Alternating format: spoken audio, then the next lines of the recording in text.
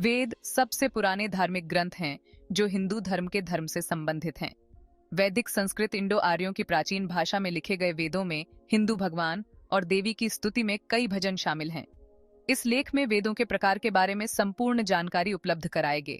वेद शब्द का अर्थ ज्ञान है और यह संस्कृत मूल शब्द विद से लिया गया है, जिसका अर्थ है खोजना, जानना या समझना।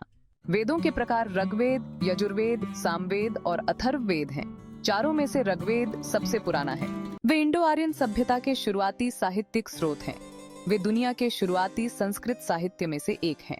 मूल रूप से वेद मौखिक रूपों में अस्तित्व में थे और शिक्षक से लेकर शिष्यों तक पीढ़ी दर पीढ़ी पारित किए गए थे। यह 1500 ईसा पूर्व से 500 ईसा पूर्व के बीच था। उन्हें लिखित रूप में रखा गया था। सामान्य तौर पर वैदिक साहित्य को दो प्रकारों में वर्गीकृत किया जाता है। वे हैं श्रुति साहित्य। इसका अर्थ है वह साहित्य जो आदिकाल से सुना या संप्रेषित किया जाता है। ये ग्रंथ लेखकहीन हैं। स्मृति साहित्य। इसका अर्थ है स्मृति के आधार पर स्मरण या रचित साहित्य। इन ग्रंथों की रचना ऋषियों ने की है। इतिहास, पुराण, धर्मशास्त्र कुछ स्मृति साहित्य हैं। वेदों को श्रुति साहित्य के रूप में वर्गीकृत किया गया है क्योंकि ऋषियों ने श्रुति नामक समाधि की स्थिति में इस ज्ञान को प्राप्त किया था। वेदों को अपौरुषेय माना जाता है, जिसका अर्थ है मनुष्य का नहीं, अर्थात वे किसी के द्वारा नहीं लिखे गए हैं बल्कि शाश्वत रचना है। दर्शन के वेदांत और मीमांसा विद्यालयों के अनुसार वेदों को स्वात प्रमाण माना जाता है, जिसका अर्थ ज्ञान का स्वयं स्पष्ट साधन है। विभिन्न प्रकार के चार वेद हैं ऋग्वेद, यजुर्वेद, सामवेद और अथर्ववेद।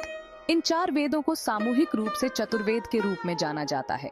इन चार वेदों में से प्रत्येक को आगे चार प्रभागों में वर्गीकृत किया गया है। संहिता। इस पाठ में मंत्रों, भजनों और प्रार्थनाओं का संग्रह है। वे वेदों के मूल भाग का निर्माण करते हैं। ब्राह्मण। इसमें मंत्रों, संहिता की टिप्पणियों और व्याख्याओं का समावेश है। इसे वेदों के कर्मकांड भाग के रूप में जाना जाता है। आरण्यक। यह वेदों का तीसरा भाग है और यह अनुष्ठानिक समारोहों और बलिदान के पीछे के दर्शन पर चर्चा करता है। वे ब्राह्मणों से निकाले गए हैं। उपनिषद। ये बाद के वैदिक ग्रंथ हैं जो हिंदू धर्म की नींव बनाते हैं। यहाँ वेदों के दार्शनिक संदेशों की चर्चा शिक्षक और शिष्य के बीच संवाद के रूप में की गई है। इनकी उत्पत्ति अरण्यकों से हुई है। ऋग्वेद चारों वेदों में सबसे पुराना है और यह भारत यूरोपीय भाषाओं का सबसे पहला पाठ है। यह सबसे पुराना ज्ञात वैदिक संस्कृत पाठ है। प्रारंभ में वे समृद्ध मौखिक साहित्यिक परंपराओं द्वारा पीढ़ियों तक प्रेषित किए गए थे और उन्हें पहली सहस्राब्दी ईसा पूर्व के दौरान लिखा गया था। ऋग्वेद के पहले भाग अध्यायों की रचना बृहत्तर पंजाब क्षेत्र यानी उत्तर पश्चिम भारत और पाकिस्तान में की गई थी, जबकि बाद के ग्रंथों की रचना वर्तमान हरियाणा के आसपास के क्षेत्रों में की गई थी। ऋग्वेद में कई ऋषियों और कवियों द्वारा अग्नि, इंद्र, मित्र, वरुण आदि जैसे विभिन्न देवताओं को दी गई प्रार्थनाओं का संग्रह है। ऋग्वेद के लगभग 2/3 मंत्रों में देवताओं अग्नि और इंद्र की स्तुति की गई है। इसमें 10 पुस्तकें शामिल हैं, जिन्हें मंडल के रूप में भी जाना जाता है, जिसमें लगभग 10,600 छंदों में 1028 भजन शामिल हैं।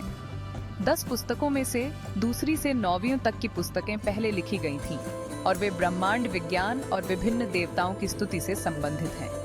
पुस्तकें प्रथम और 10वीं को बाद के चरणों में जोड़ा गया था और इसमें प्राचीन आर्य समाज में मौजूद दार्शनिक प्रश्नों और सद्गुणों का समावेश है। ऋग्वेद के विभिन्न मंत्र प्रारंभिक वैदिक काल के इतिहास को प्रकट करते हैं।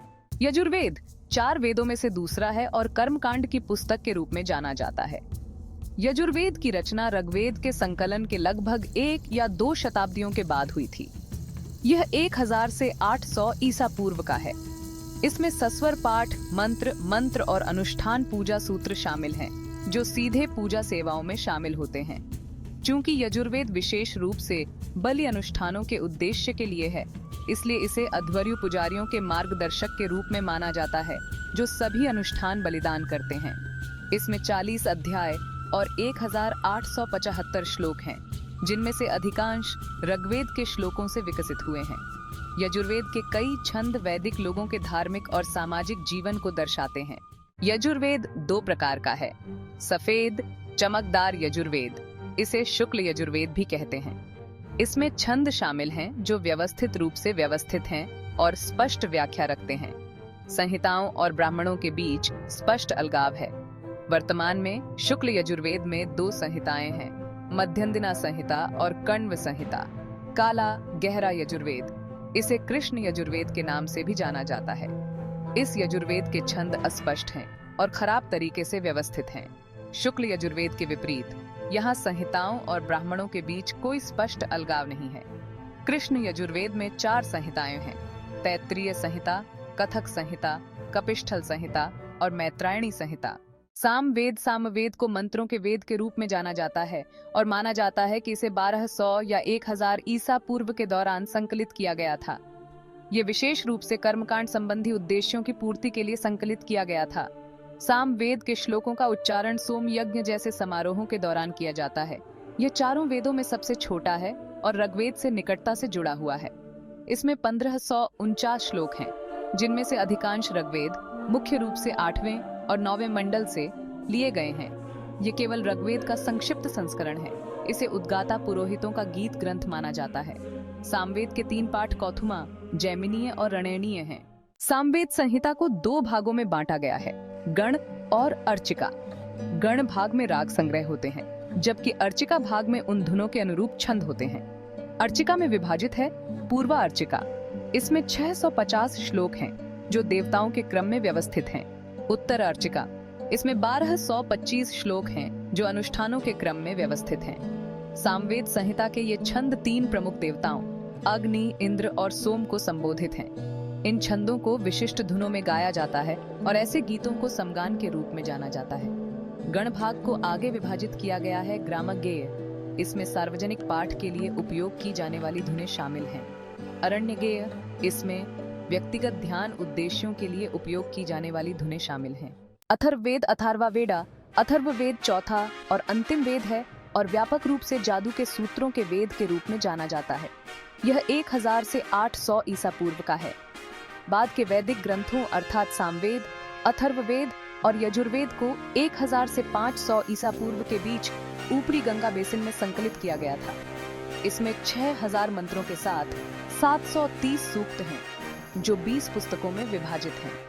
अथर्ववेद में 1200 से अधिक श्लोक प्रारंभिक वैदिक पाठ यानी ऋग्वेद से लिए गए थे। पाठ का लगभग 6ठा भाग गद्य शैली में और ब्राह्मण भाषा का उपयोग करते हुए लिखा गया है, जबकि बाकी काव्य शैली में लिखे गए हैं। अन्य 3 वेदों के विपरीत यह विभिन्न विषयों जैसे कि काला जादू, चिकित्सा, शासन कला, निर्माण, पाप और प्रायश्चित और विभिन्न राजनीतिक और दार्शनिक मुद्दों से संबंधित है। अथर्ववेद की एक उल्लेखनीय विशेषता यह है कि इसमें छंद शामिल हैं, जो विभिन्न बीमारियों के इलाज और इलाज की विधि के बारे में बताते हैं। अथर्ववेद संहिता वैदिक लोगों के जीवन, अपने समय के समाज और इन लोगों के बसने के भौगोलिक विस्तार को दर्शाती है। 10 महत्वपूर्ण उपनिषदों में से 3 अथर्ववेद का हिस्सा हैं।